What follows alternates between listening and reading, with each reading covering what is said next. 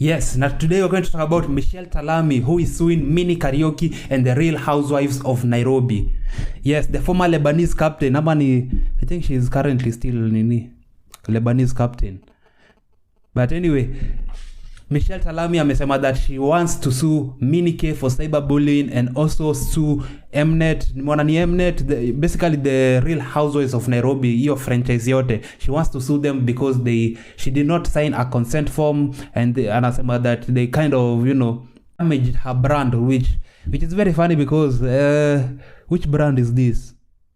I think she did a very good job destroying her own brand because, Michelle Ntalami, initially when we got to know who Michelle Ntalami was, we knew her as a businesswoman because alikuwa ameka product anaita,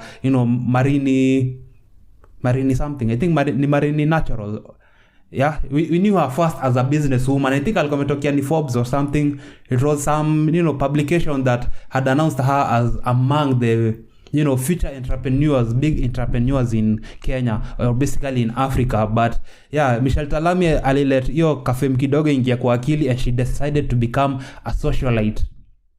Basically, she went from being a businesswoman, probably a very respected businesswoman, to a socialite. Sasa kaanza kwa, a Lebanese anaanza kuhang out na kila makena. Basically, she threw the business away and decided to become a socialite, which is her own undoing.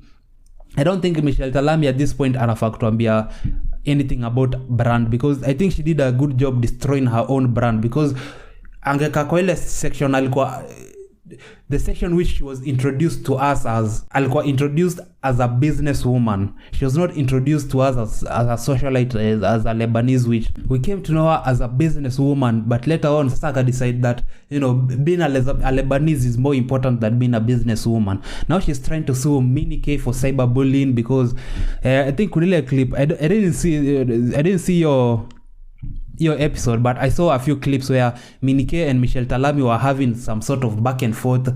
I think walikuwa na disiana or something, and then I don't think she liked how she was portrayed, which is very funny because this is a reality show. As in reality shows, that is what they do. Kwani ama dem, you don't learn from other reality shows, and if you didn't like how you are being portrayed, why were you there to begin with? Because tunajuanga hawa watu wanakujanga hapo hivyo basically for views and clicks, and obviously if they are there for views and clicks, they are going to be controversial in order to get those views and clicks.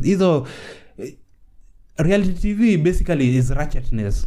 Hata ukiona the Love and Hip Hop, hata hizi Real Housewives zingine za majuu zote, they basically play on ratchetness basically. Hawatakangi, they don't care about putting you in a good light. All they care about is the views and the comments, watu watakuwa wanasema pale hivyo nje. So I didn't understand why Michelle Ntalami that all of a sudden she's trying to protect her brand. Anasema that she didn't sign a consent form, that she didn't like how they portrayed her. It's the reality show. What did you expect? And as far as being a brand, Michelle Ntalami afai kuwa na complain about her, but I think she did a very good job destroying her own brand because, like I said, she was a businesswoman. She got introduced to us as a businesswoman. She decided to be a socialite.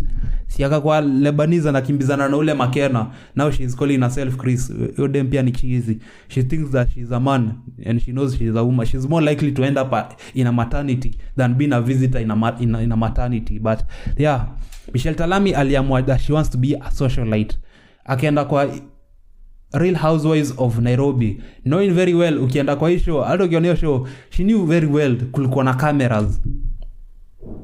Now she's acting dumb because she didn't like that how she was portrayed, and she's talking about it right now. Akaongea about it back then. I think she's just bitter about how the whole situation turned up.